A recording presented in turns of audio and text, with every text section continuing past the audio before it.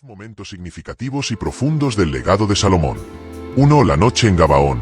El don de la sabiduría. Dios se me apareció en un sueño y me dijo: pide lo que quieras que yo te dé. No pedí riquezas ni poder, sino un corazón entendido para juzgar con justicia. Dios se complació y me dio no solo sabiduría, sino también lo que no había pedido: gloria, riquezas y paz. Significado: el temor de Dios es el principio de la sabiduría. La verdadera grandeza comienza con la humildad. 2. El juicio del bebé. La sabiduría puesta a prueba. 2 mujeres llegaron ante mí, ambas reclamando a un mismo niño. Con una sola palabra, partir al niño, revelé al verdadero corazón de la madre. Todo Israel supo entonces que la sabiduría de Dios estaba conmigo. Significado: la sabiduría divina no es solo intelecto, sino discernimiento del alma. Dios juzga no por apariencias, sino por el corazón. 3. La construcción del templo, morada de la gloria. Durante 7 años, dediqué lo mejor de Israel a construir una casa para el nombre del Señor. Con cedros del Líbano, oro de Ofir y manos expertas, levantamos un santuario terrenal. Y cuando terminó, la nube de la gloria de Dios llenó el lugar. No pude quedarme dentro. Significado: la presencia de Dios no cabe en templos hechos por manos, pero Él elige habitar donde hay obediencia y reverencia. 4. La oración de dedicación. Humildad ante el Altísimo. De pie ante todo Israel, oré: ¿habitará Dios con los hombres? Los cielos no te contienen, ¿cómo esta casa? Supliqué por el perdón, por la justicia, por el arrepentimiento futuro.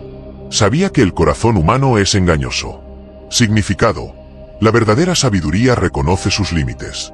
Ante la santidad de Dios, incluso el rey más sabio es un mendigo. 5. La reina de Saba. El mundo admira la sabiduría de Dios. Vino desde lejos, cargada de oro y especias, para probar con enigmas al rey de Israel. Cuando escuchó mis respuestas, dijo: verdad es lo que he oído, pero mejor es lo que he visto. Le di todo lo que pidió, y más. Significado: la sabiduría de Dios atrae a las naciones. Pero el peligro comienza cuando el mundo admira al siervo, y no al Señor. 6. El lujo y el poder, la erosión del corazón. Con el tiempo, acumulé riquezas, caballos, ciudades, tesoros. Mis palacios crecieron, mis comidas se volvieron opulentas. Y las mujeres, muchas mujeres, de naciones que el Señor había prohibido. Al principio, creí que podía controlar todo. No vi cómo mi corazón se inclinaba poco a poco. Significado: la caída no es un salto, sino un resbalón. El pecado no entra con estruendo, sino con susurros de comodidad y privilegio. 7. Los altares a dioses extranjeros, la traición del corazón. Por complacer a mis esposas, construí lugares de sacrificio a Moloch, a Astoret, a Quemos. No adoré en secreto, sino a plena luz. Mi sabiduría no me impidió caer. Dios me había advertido, pero yo creí que era demasiado sabio para pecar. Significado: la mente puede conocer la verdad, pero el corazón puede traicionarla. La sabiduría sin santidad es una cáscara vacía. 8. La sentencia de Dios. El reino será dividido. El profeta vino con una palabra dura: porque has abandonado mis mandamientos, yo romperé tu casa. El reino será dividido, y solo una tribu quedará a tu hijo, por amor a David. Significado: no hay impunidad, aunque seas rey. La desobediencia tiene consecuencias, incluso para los elegidos. 9. Eclesiastés. El grito del alma en el vacío. En mi vejez, miré atrás. Todo lo que hice, sabiduría, placer, obras, riquezas, fue como perseguir el viento. Vano de vanos, todo es vano. Pero en medio del vacío, encontré una verdad. Teme a Dios, y guarda sus mandamientos, porque esto es el todo del hombre. Significado: solo después de perderlo todo, encontré lo esencial. La sabiduría verdadera nace del arrepentimiento. 10. El legado. Una advertencia para las generaciones. No soy solo el rey que tuvo todo. Soy el hombre que lo perdió todo por olvidar al que lo dio todo.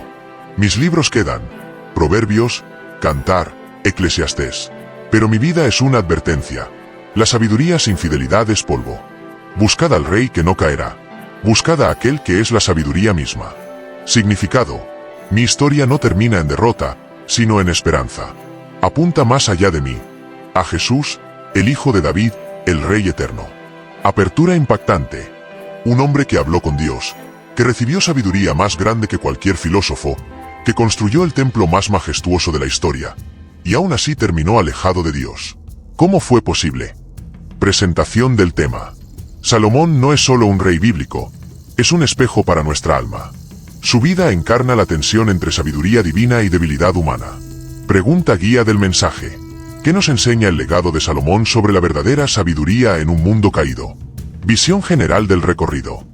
Vamos a explorar su ascenso, su gloria, su caída, su reflexión tardía y su legado duradero.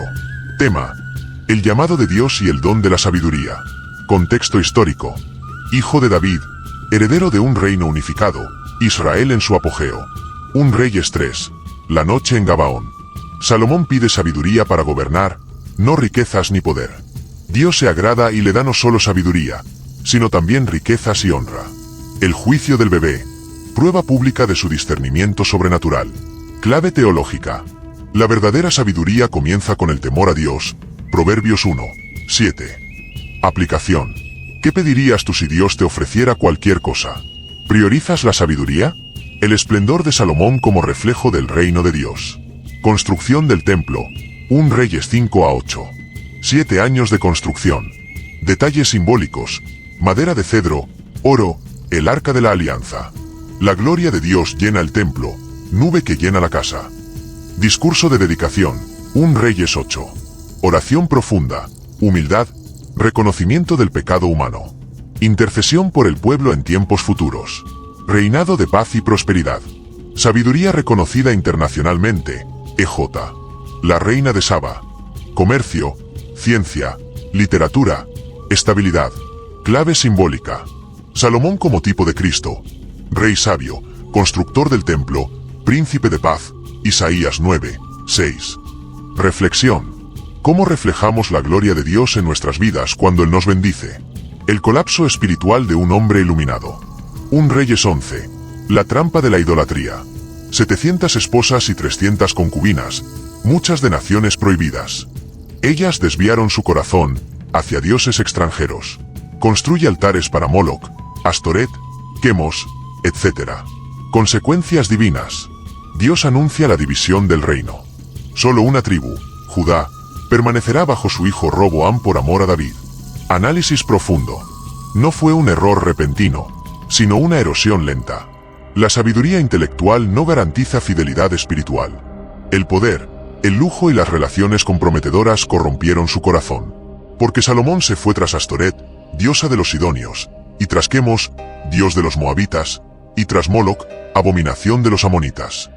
1 Reyes 11:5. Aplicación. ¿Qué esposas extranjeras hay en tu vida? Cosas que, aunque no sean malas en sí, ¿te alejan de Dios? La reflexión del anciano. Eclesiastés: la sabiduría tardía de un hombre arrepentido. Ador, hijo de David, rey en Jerusalén. Tema central. ¿Qué provecho tiene el hombre de toda su labor bajo el sol? Tono del libro. Melancolía, frustración, desilusión. Todo es vano de vanos. Ebel vapor, soplo, ilusión. Lo que Salomón experimentó. Sabiduría, placer, riquezas, obras, poder, y todo fue vacío sin Dios. Giro teológico en el final. Eclesiastés 12. Acuérdate de tu Criador en los días de tu juventud. El fin de todo el asunto es: tema a Dios, y guarda sus mandamientos. Interpretación. No es un libro de cinismo, sino de sabiduría adquirida por el fracaso. Es una advertencia. Sin Dios, incluso la sabiduría más grande es polvo. Aplicación. ¿Estás buscando significado en logros, relaciones o placeres? Solo en Dios hay sustancia. Lo que Salomón dejó al mundo.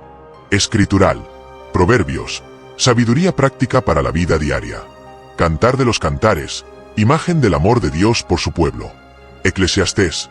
Advertencia contra el vano vivir sin Dios. Histórico. El templo, aunque destruido, su diseño prefigura el templo celestial. La división del reino. Inicio del declive de Israel. Teológico.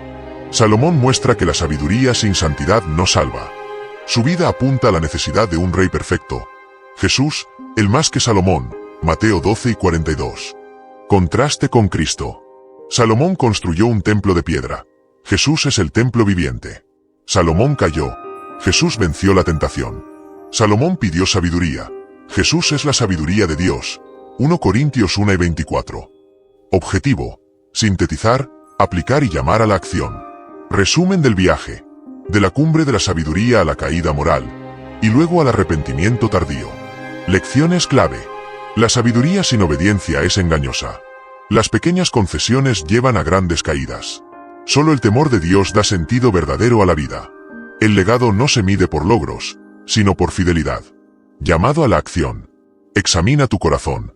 ¿Qué altares estás construyendo en secreto?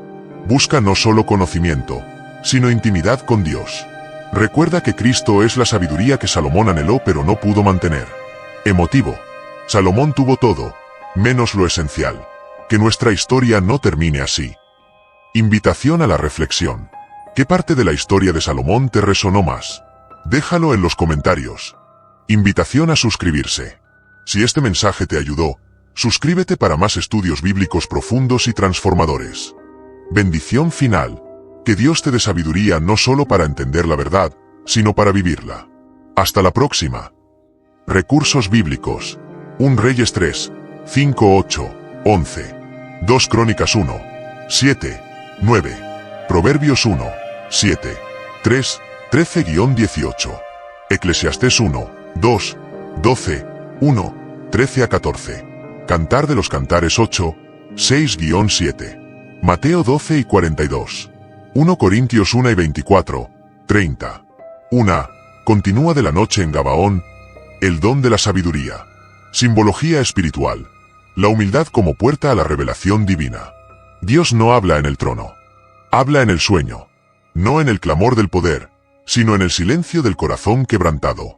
Yo era joven. El peso de la corona aún me parecía ajeno, como una armadura demasiado grande para mi cuerpo. Mi padre, David, había sido un guerrero, un rey de sangre y pasión, ungido por Dios desde el establo hasta el trono. Y yo era solo un hijo que había crecido entre sombras de gloria. Pero aquella noche, en Gabaón, todo cambió. No estaba en Jerusalén. No estaba en mi palacio. Estaba en un lugar humilde, donde el altar aún era de tierra y madera. Y mientras dormía, Él vino. No con truenos, no con fuego, con un sueño. Una voz suave, clara, como agua que corre sobre piedra. Pide lo que quieras que yo te dé. ¿Puedes imaginarlo? El Creador de los cielos, el que sostiene las estrellas con su palabra, inclinándose hacia mí, un hombre pequeño, y diciéndome: pide lo que tú quieras. En ese instante, el universo entero pareció detenerse. Podría haber pedido riquezas. Podría haber pedido poder. Podría haber pedido larga vida, victoria sobre mis enemigos, un imperio que no tuviera fin. Pero en medio de ese silencio sagrado, sentí algo más profundo. Miedo. No miedo a morir, sino miedo a fallar. Miedo a gobernar mal, a juzgar injustamente, a perder el rumbo en medio de tanta responsabilidad. Y entonces, de lo más hondo de mi alma, brotó una oración. Dame, pues, a tu siervo un corazón entendido para juzgar a tu pueblo, y para discernir entre lo bueno y lo malo. No pedí para mí, pedí para ellos, para el pobre que no tiene voz, para el huérfano que no tiene defensa, para la viuda que llora en silencio. Y fue ahí cuando el cielo se abrió. Dios no solo me dio sabiduría, me dio todo lo que no había pedido: riquezas, honra, paz, victoria. Porque cuando eliges la sabiduría sobre el ego, cuando colocas el temor a Dios por encima del deseo de grandeza, Él hace más de lo que puedes imaginar. Este momento no fue solo un milagro, fue un símbolo, porque Gabaón no era un templo, era un altar improvisado, un lugar de humildad. Y allí, en medio de la tierra desnuda, Dios reveló su gloria. Así es siempre. La revelación divina no entra por las puertas del orgullo, sino por las rendijas del corazón quebrantado. Pero escucha esto. Este fue el momento más alto de mi vida. Y también el principio de mi caída. Porque cuando Dios te da todo, es cuando más peligroso es olvidar de quién vino todo. Y ahora, déjame contarte lo que sucedió cuando la sabiduría fue puesta a prueba por primera vez. Cuando dos mujeres llegaron ante mí, llorando, cada una aferrando a un mismo niño. Ese día, todo Israel supo que la sabiduría de Dios estaba conmigo. Pero nadie vio lo que yo vi. La primera grieta en mi alma. 2. El juicio del bebé, la sabiduría puesta a prueba. Simbología espiritual. El corazón humano como campo de batalla entre verdad y engaño. La sabiduría no se demuestra en libros, sino en decisiones. No en palabras, sino en momentos donde el alma se revela. Aún recuerdo el calor de aquel día. El sol caía como fuego sobre el pórtico del palacio, y el aire temblaba sobre las piedras. Dos mujeres llegaron ante mí. Una lloraba en silencio. La otra gritaba con furia. Ambas sostenían al mismo niño. Ambas decían, «¡Es mío!». Y en ese instante, supe que no se trataba solo de un bebé. Se trataba del corazón humano, de la verdad, del engaño, de lo que late bajo la superficie de cada palabra dicha. Una dijo, «Tu siervo, oh rey, dio a luz junto conmigo en la misma casa. 3 días después, ella se acostó sobre su hijo y lo mató. Entonces, de noche, tomó mi hijo vivo y lo puso en su regazo, y el suyo muerto en el mío». La otra gritó, «No, el vivo es el mío, el muerto es el tuyo». Y todo el pueblo esperaba. Los ancianos, los escribas, los guardias, todos en silencio. Porque sabían, este no era un caso cualquiera. Este era el primer examen de la sabiduría que Dios me había dado en Gabaón. Cerré los ojos, no para pensar, sino para escuchar. Porque la verdadera sabiduría no viene de la mente. Viene de lo profundo, de ese lugar donde el espíritu habla más fuerte que el ruido del mundo. Y entonces, dije una palabra que heló la sangre de todos. «Traigan una espada». Un murmullo corrió como viento seco por el patio. ¿Un rey ordenando matar a un niño? Parecía una locura, una barbarie. Pero seguí. «Partan al niño vivo por la mitad, y de la mitad a una, y la mitad a la otra». Y fue ahí cuando sucedió. La verdadera madre, la que amaba de verdad, gritó, «No, señor mío, dáselo a ella, pero no lo mates». Mientras que la otra dijo con frialdad, «Ni a mí ni a ti, partidlo». Y en ese grito desgarrado del alma, supe la verdad. Porque el amor verdadero no exige. El amor verdadero cede. Prefiere perderlo todo antes que ver sufrir a quien ama. Así es Dios. Así es el corazón quebrantado. No lucha por tener razón. Lucha por salvar. Ese día, todo Israel dijo, «La sabiduría de Dios está con el rey». Y yo sentí un orgullo sutil, como una raíz que crece bajo tierra. No lo reconocí entonces, pero ahora lo veo claro. Fue el primer momento en que confundí la sabiduría de Dios con mi propia grandeza. Porque la prueba no terminó con el juicio. Terminó conmigo, con mi corazón. Había actuado por Dios, o por mí. Había sido un instrumento, o un espectáculo. La sabiduría fue puesta a prueba. Y pasó, pero el hombre que la portaba ya había comenzado a tambalear. Y ahora, déjame contarte de algo mucho más grande que un juicio. Algo que parecía la gloria de Dios sobre la tierra, pero que también escondía una sombra. El templo, mi mayor obra, mi mayor orgullo. Y tal vez, mi primera idolatría disfrazada de adoración. 3. La construcción del templo morada de la gloria. Simbología espiritual. La presencia de Dios como fuego que santifica, no como trofeo que se posee. No construyas un templo para contener a Dios. Constrúyelo para que Él te consuma. 7 años. 7 años de cedros del Líbano, de oro de Ofir, de manos que tallaron piedra con temblores de santidad. No fue un palacio. No fue un monumento a mi nombre. Fue una casa para el nombre del Señor. Un lugar donde el cielo y la tierra se tocaran. Donde el invisible pudiera hacerse presente. Pero, ¿sabes lo más curioso? Mientras los artesanos trabajaban, yo sentía algo extraño en mi corazón. No era solo devoción. Era orgullo. Un orgullo disfrazado de piedad. Me decía, tú eres el rey que hará lo que David no pudo. Tú eres el elegido para levantar la morada de Dios. Y aunque las palabras eran verdaderas, el tono de mi alma ya estaba cambiando. Cuando terminó, el templo brillaba como el sol sobre el agua. Pilares de bronce, techos de cedro, paredes cubiertas de oro puro. Cada detalle era un símbolo. Las cadenas en las columnas recordaban que la libertad está en la obediencia. Los querubines sobre el arca custodiaban la santidad. Y el velo ocultaba lo más sagrado, porque ni siquiera el rey podía ver la gloria cara a cara. Y entonces llegó el día de la dedicación. Toqué la trompeta. 1100 animales fueron sacrificados. El humo subía como oración, y todo Israel estaba postrado. Y de repente, la nube descendió. No una nube cualquiera. Una nube densa, brillante, que llenó todo el lugar santo. Tan pesada, tan llena de presencia, que los sacerdotes no pudieron quedarse. Ni siquiera yo pude entrar. Y en ese momento, en ese instante de gloria absoluta, me arrodillé y lloré, porque entendí algo que nunca olvidaré. Dios no entra en un templo por su belleza, sino por su obediencia. No fue el oro lo que lo atrajo. Fue la fidelidad. Fue el corazón dispuesto. Fue el fuego del altar, no el brillo de las paredes. La nube no era un premio. Era una advertencia. Porque donde está la gloria de Dios, el hombre no puede permanecer. Somos criaturas de polvo ante un fuego eterno. Y sin embargo, a pesar de aquella revelación, algo en mí no cambió, sino que creció. El templo no me humilló. Me elevó. Me hizo sentir cercano a lo divino. Como si yo, por haberlo construido, tuviera un derecho especial. Un acceso privilegiado. Pero la verdad es otra. El que construye el templo no es su dueño. Solo es su guardián. Y yo, ya estaba empezando a confundir el servicio con el dominio. La gloria de Dios llenó el templo, pero no llenó mi corazón. Y ahora, déjame contarte de un día en que el mundo entero vino a verme. No por el templo, no por la ley, sino por mí, por mi fama, por mi sabiduría. Y en medio de esa admiración, la trampa se cerró sin que yo lo sintiera. 4. La oración de dedicación, humildad ante el Altísimo. Simbología espiritual. La verdadera sabiduría reconoce su propia fragilidad. El hombre más sabio del mundo no oró con certezas. Oró con temblores. Porque solo quien ha visto la gloria de Dios sabe cuán frágil es su corazón.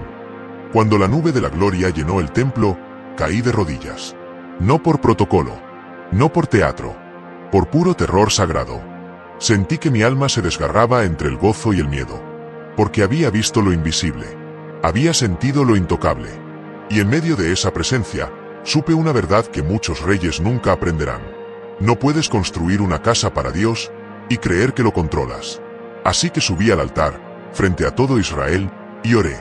No fue una oración corta. Fue un clamor largo, profundo, como un río que brota de lo más hondo del alma. Y en cada palabra, no hablé de mí. Hablé del pueblo. Hablé del pecado. Hablé del arrepentimiento. Dije, ¿habitará Dios con los hombres? Los cielos y los cielos de los cielos no te contienen. ¿Cómo, pues, esta casa que yo he edificado? ¿Sabes lo que significa decir eso? Significa reconocer que, por más oro que hayas puesto en las paredes, por más querubines que hayas tallado, por más sacrificios que se ofrezcan, Dios no está en tu bolsillo. No es tu protector personal. No es tu garantía de éxito. Él es santo. Él es misterio. Él es fuego. Y luego, hice algo aún más sorprendente. Profeticé el pecado futuro. Dije, si tu pueblo peca, si hay hambre, sequía, derrota en la guerra, si son llevados cautivos a tierra extraña, y allí se arrepienten, y oran hacia este lugar, entonces, tú, desde los cielos, oye y perdona. ¿No es asombroso? En el momento más alto de mi reinado, en la cumbre de mi gloria, no hablé de victoria, hablé de caída, porque la verdadera sabiduría no se ciega con el presente. Ve el futuro. Sabe que el corazón humano es engañoso. Sabe que el poder corrompe. Sabe que incluso el rey más sabio puede convertirse en esclavo de sus propios deseos. Y en ese momento, tuve un destello de claridad. Como si Dios me hubiera mostrado mi propia historia antes de que sucediera. Como si me dijera, Salomón, ya sé cómo terminará esto. Pero aún puedes elegir. Pero, elegí mal. Porque oré con sabiduría. Pero viví con orgullo. Reconocí la fragilidad del pueblo. Pero olvidé la fragilidad de mi propio corazón. Esa oración fue mi último momento de humildad verdadera. Después de eso, las palabras se quedaron en el altar. Pero mi alma siguió subiendo. Hacia lo alto. Hacia el lujo. Hacia el poder. Hacia las mujeres que no debía tener. Oré por el arrepentimiento futuro del pueblo. Sin saber que yo sería el primero en necesitarlo. Y ahora, déjame contarte de un día en que el mundo vino a mí. No para ver el templo, no para adorar a Dios, sino para verme a mí, para probar al hombre que había hablado con el Creador. 5. La reina de Saba. El mundo admira la sabiduría de Dios. Simbología espiritual. La tentación del reconocimiento humano como ídolo disfrazado de bendición.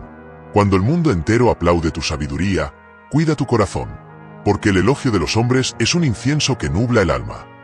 Vino desde el extremo sur de la tierra, con camellos cargados de oro, incienso y especias, con ojos curiosos, inteligentes, desafiantes. La reina de Saba no vino a adorar. Vino a probar. Trajo enigmas, adivinanzas, preguntas que habían derrotado a los sabios de su reino. Y yo respondí una por una. No con orgullo. Al principio, no. Con la misma sabiduría que Dios me había dado en Gabaón. Clara, directa, divina. Y cuando terminó, se quedó en silencio. Luego, levantó la mirada y dijo: verdad es lo que oí en mi tierra de tu sabiduría, pero no te creí hasta que vine y vi con mis propios ojos. Y ni siquiera la mitad me habían contado. Tu sabiduría y tu prosperidad superan lo que había oído. Y luego, hizo algo inesperado. Se postró y alabó al Dios de Israel. Fue uno de los momentos más gloriosos de mi reinado. Una nación lejana, una reina pagana, reconociendo que el Dios de Jacob era el verdadero Dios. Era la promesa de Abraham cumpliéndose. En tu descendencia serán bendecidas todas las naciones de la tierra. Pero, ¿sabes qué pasó en mi corazón? No me alegré solo por Dios. Me alegré por mí. Escuché sus palabras, y algo en mi alma se infló. No fue solo gozo. Fue vanidad. Un susurro sutil que dijo: mira lo que has logrado. Mira cómo el mundo entero viene a ti. Tú eres el centro de esta historia. Y cuando le di todo lo que pidió, y más, no lo hice solo por generosidad. Lo hice para demostrar que yo era grande. Que mi reino era poderoso. Que mi nombre resonaba más allá de las fronteras. ¿Ves la trampa? No fue un pecado obvio. No fue idolatría abierta. Fue algo más sutil. El reconocimiento humano se convirtió en mi ídolo. No adoré a Moloch en ese momento, pero adoré a Salomón. Porque cuando el mundo alaba tu sabiduría, tu obra, tu don, es fácil olvidar que todo fue prestado. Que la sabiduría no es tuya. Que el talento no es mérito. Que el llamado no es posesión. Dios me dio sabiduría para glorificar su nombre. Pero poco a poco, comencé a usarla para glorificar el mío. Y en ese cambio sutil, en esa transferencia silenciosa del centro, comenzó mi caída. Porque no se necesita un altar a un Dios extranjero para apartarse de Dios. A veces, basta con un elogio mal recibido. Con una mirada de admiración que se convierte en alimento para el ego. Con un corazón que deja de decir: todo es de él, y empieza a pensar: todo es por mí. La reina de Saba se fue. Y con ella, se fue mi última advertencia. Porque cuando el mundo te dice que eres sabio, es cuando más necesitas temer a Dios. Y yo, ya no temblaba, solo brillaba. Y ahora, déjame contarte de lo que vino después. No de más sabiduría, no de más gloria, sino de más riquezas, más palacios, más mujeres. Y en medio de ese más, la primera vez que cerré los ojos ante un pecado. Y en medio de esa admiración, la trampa se disfrazó de bendición. 6. El lujo y el poder, la erosión del corazón. Simbología espiritual. La comodidad espiritual como preludio de la apostasía. No fue un pecado grande lo que me destruyó. Fue una serie de pequeños síes a lo que parecía inofensivo. Después de la reina de Saba, todo cambió. No por una decisión, no por un grito, sino por un susurro. Un susurro que decía: ya lo mereces. Comencé a construir más palacios. No uno, sino varios. De cedro, de piedra tallada, con techos de plata y pisos de oro. Mis caballerizas crecieron hasta tener miles de caballos. Mis ciudades fortificadas se extendieron como raíces sobre la tierra. Y mi tesoro era más grande que el de todas las naciones juntas. Y todo parecía bendición. ¿No había prometido Dios riquezas a quien buscara la sabiduría? ¿No era yo el rey más famoso del mundo? ¿No había llenado Jerusalén de gloria? Pero nadie vio lo que pasaba dentro de mí. Nadie sintió cómo mi alma se iba acostumbrando al lujo. Como el silencio de la oración fue reemplazado por el murmullo de los sirvientes. Como el temor de Dios se fue diluyendo como sal en agua. Porque hay un peligro que nadie anuncia. La comodidad espiritual. No es el pecado evidente el que más destruye. Es el hábito de vivir bien, de dormir seguro, de no sentir necesidad. Porque cuando no sientes hambre, olvidas que necesitas pan del cielo. Y luego, llegaron ellas. Las mujeres. 700 esposas. 300 concubinas. Hijas de reyes de Egipto, de Moab, de Amón, de Sidón. Naciones que el Señor había prohibido. Pero yo pensé: soy Salomón. Tengo sabiduría. Puedo controlar esto. ¿Sabes cuál fue mi error más grande? No fue casarme con ellas. Fue creer que mi sabiduría me hacía inmune. Fue pensar que, porque conocía la verdad, no podía caer en ella. Al principio, todo parecía normal. Fiestas, música, risas. Pero poco a poco, sus dioses entraron con ellas. No con fuego, no con gritos, con canciones, con tradiciones, con noches de luna en las colinas, donde encendían hogueras y murmuraban nombres que no debían ser nombrados. Y yo cerré los ojos. Una vez, 2 veces, luego, 1000. No dije, adoraré a Astoret. Solo dije, déjala que adore a su dios. Y luego, construye un pequeño altar, pero lejos.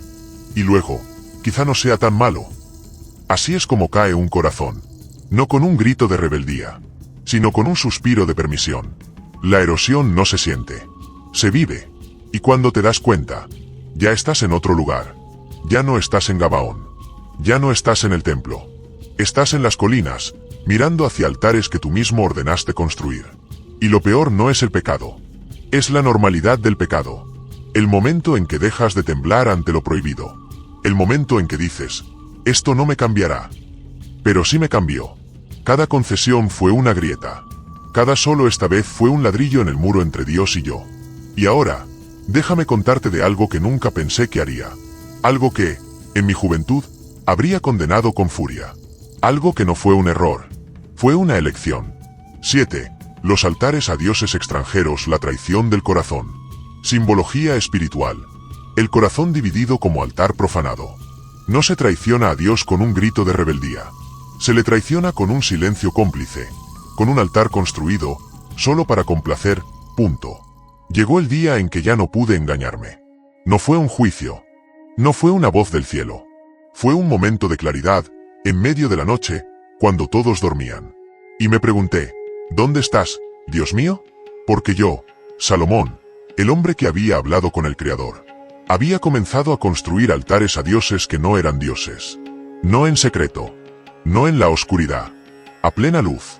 En las colinas al este de Jerusalén, donde el sol tocaba las piedras como fuego, levanté santuarios para Moloch, para Astoret, para Quemos. Dioses de fuego, de sacrificios humanos, de lujuria y muerte. Y yo di la orden. ¿Sabes cómo comienza una traición así? No con odio, con amor. O con lo que crees que es amor. Una de mis esposas, de Moab, lloró una noche. Me dijo, mi pueblo cree que si no honro a Quemos, mi alma no encontrará descanso en la muerte. ¿No puedes permitirme un pequeño altar? Solo para que mi corazón no sufra. Y yo cedí. No por debilidad, por compasión. O eso me dije. Pero cada altar que permití, fue una puerta que abrí. Primero 1, luego 10, luego docenas. Y con cada piedra colocada, mi corazón se inclinaba un poco más. No adoré a esos dioses de inmediato. Pero dejé de temblar ante ellos. Dejé de verlos como abominación. Los normalicé. Los racionalicé. Tal vez, me dije, Dios es grande, y permite que otros pueblos lo busquen a su manera. ¡Qué mentira tan dulce! Porque no era tolerancia. Era apostasía disfrazada de sabiduría. La verdadera sabiduría no dice, todo camino lleva a Dios. Dice, hay un solo camino, una sola verdad, una sola vida. Y yo lo sabía. Lo había escrito en mis propios libros. Pero el corazón humano es un maestro en autoengaño. Puede citar proverbios mientras adora en un altar prohibido. Puede orar por la mañana y ofrecer incienso a Astoret por la noche. Puede construir un templo para el Dios vivo. Y luego levantar altares para los muertos. Y así fue. Mi sabiduría no me salvó. Al contrario, me dio excusas. Me dio lenguaje. Me dio la ilusión de que entendía más que los demás. Pero Dios no se burla. Y en medio de mi traición, Él guardó silencio. No porque no viera, sino porque me estaba dando espacio. Para que yo mismo viera lo que me había convertido. Porque hay un momento en que el pecado deja de ser tentación. Y se convierte en identidad. Y yo ya no era solo el rey que tenía sabiduría. Era el hombre que había traicionado la verdad. No fue un acto. Fue una vida. Una elección tras otra. Un solo esta vez tras otro. Hasta que el corazón que una vez pidió discernimiento, ahora se inclinaba ante ídolos de madera y fuego. Y ahora vendrá el juicio. No con un trueno. No con un ejército. Con una sola palabra. Dicha por un profeta temblando ante mí. Y en esa palabra, el fin de mi reinado. 8. La sentencia de Dios, el reino será dividido. Simbología espiritual. La desobediencia como fractura del propósito divino. No fue el fin de mi vida, fue el fin de mi legado, porque lo que construiste con sabiduría, lo destruiste con desobediencia. Vino un día como cualquier otro. El sol brillaba sobre Jerusalén. Los sacerdotes ofrecían sacrificios. Los escribas copiaban mis proverbios. Y yo estaba en el trono, creyendo que todo seguía igual. Hasta que llegaron con el profeta. No era Elías, no era Samuel, pero llevaba la misma unción, la misma mirada que atraviesa máscaras. Y cuando habló, su voz no tembló. Dijo, «Por cuanto has hecho esto, y no guardaste mi pacto ni mis mandamientos, yo romperé tu casa. Haré que el reino se divida, y quitaré las 12 tribus, pero por amor a David, tu padre, dejaré una tribu para tu hijo, para que siempre haya una lámpara ante mi nombre en Sión». ¿Sabes qué sentí? No ira, no negación, no defensa. Sentí un vacío, como si el suelo se hubiera abierto bajo mis pies, y yo cayera sin fin. Porque no fue solo una advertencia, fue una sentencia. No sobre mi vida, sobre mi descendencia, sobre el reino que David había unido con sangre y oración, sobre la promesa que Dios había hecho a mi padre. Y todo, por mi desobediencia. No me quitaron la corona, pero me quitaron el futuro. Me dijeron, tu hijo gobernará, pero no sobre todo Israel, solo sobre Judá. Las otras 11 tribus seguirán a otro.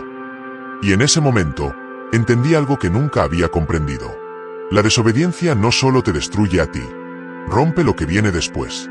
No fue un castigo cruel, fue una justicia sagrada, porque Dios no juega con su santidad.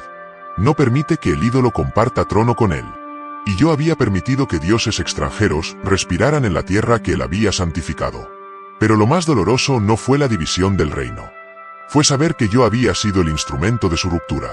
David, el guerrero, unió a Israel. Yo, el sabio, lo fragmenté.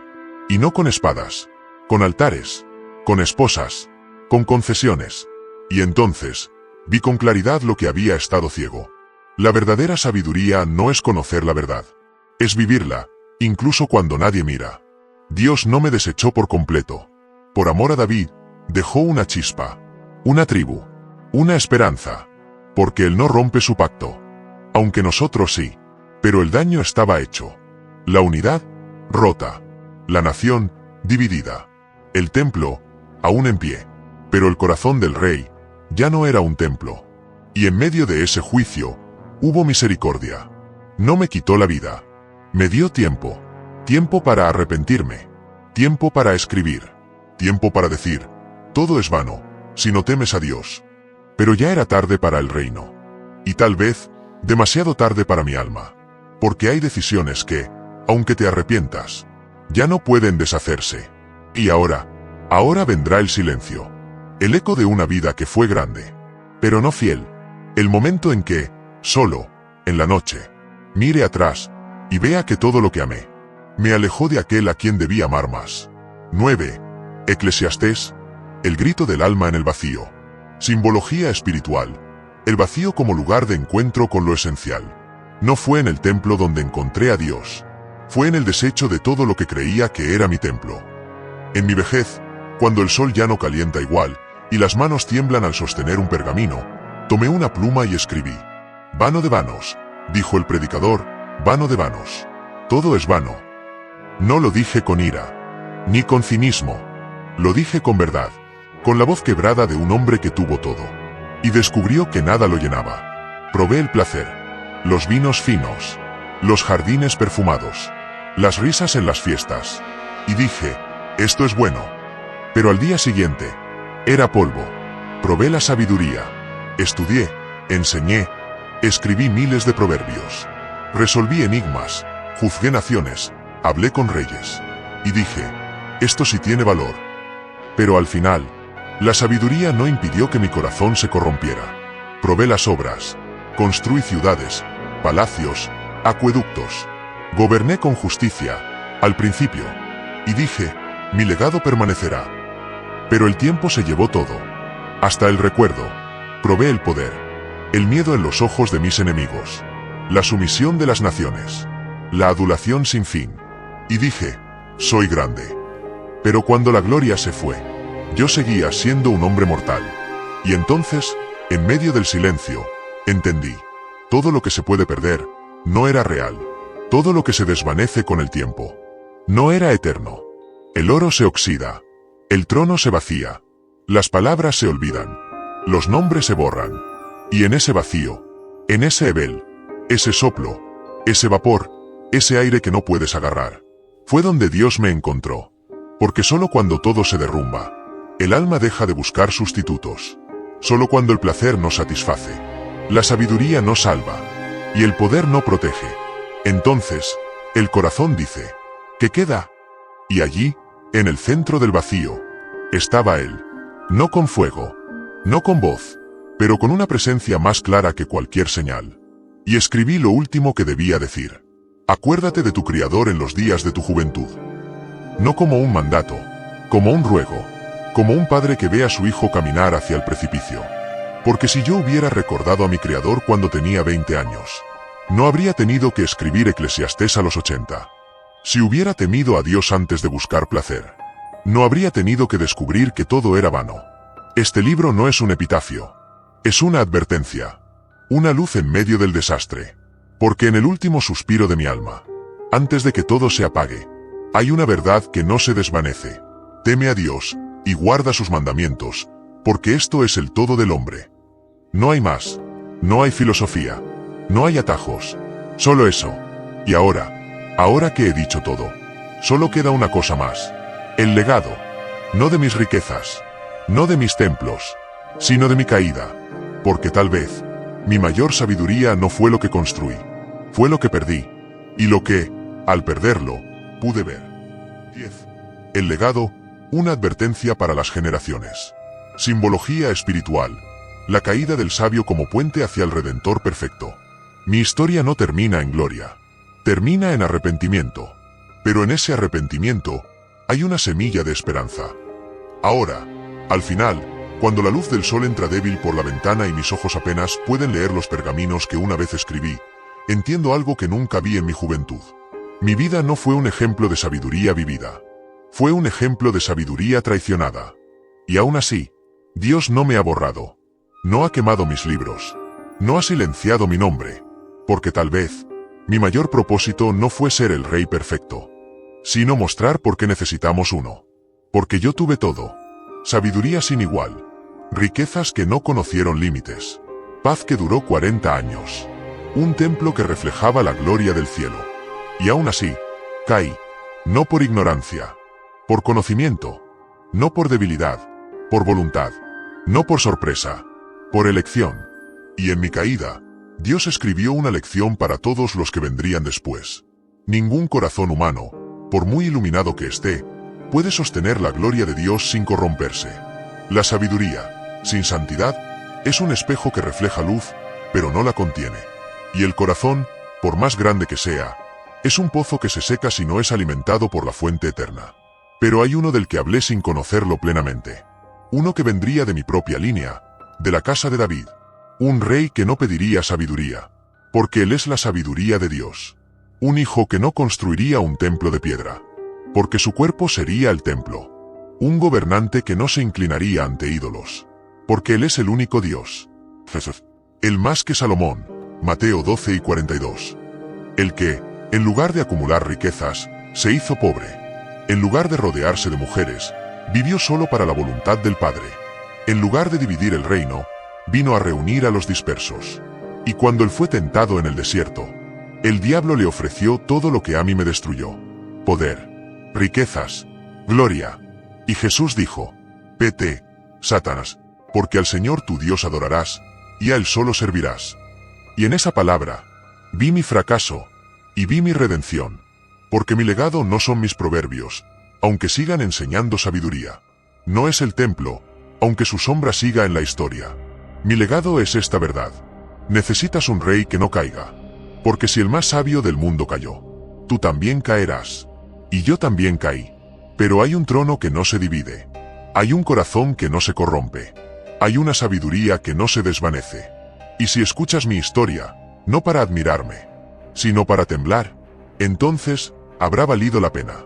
Porque yo fui Salomón, el rey que tuvo todo, el hombre que lo perdió todo, y el anciano que, al final, encontró lo único que importa: arrepentirse, recordar al Creador, y apuntar hacia aquel que nunca fallará. Teme a Dios, y guarda sus mandamientos, porque esto es el todo del hombre. Eclesiastés 12 y 13. Si este mensaje te impactó, no te vayas sin dejar un me gusta. Cada like ayuda a que este mensaje llegue a más personas que necesitan escucharlo. ¿Qué parte de la historia de Salomón te resonó más? Escríbelo en los comentarios. Quiero leer tu corazón. Si no estás suscrito, haz clic ahora, porque lo que viene cambiará tu forma de ver la palabra.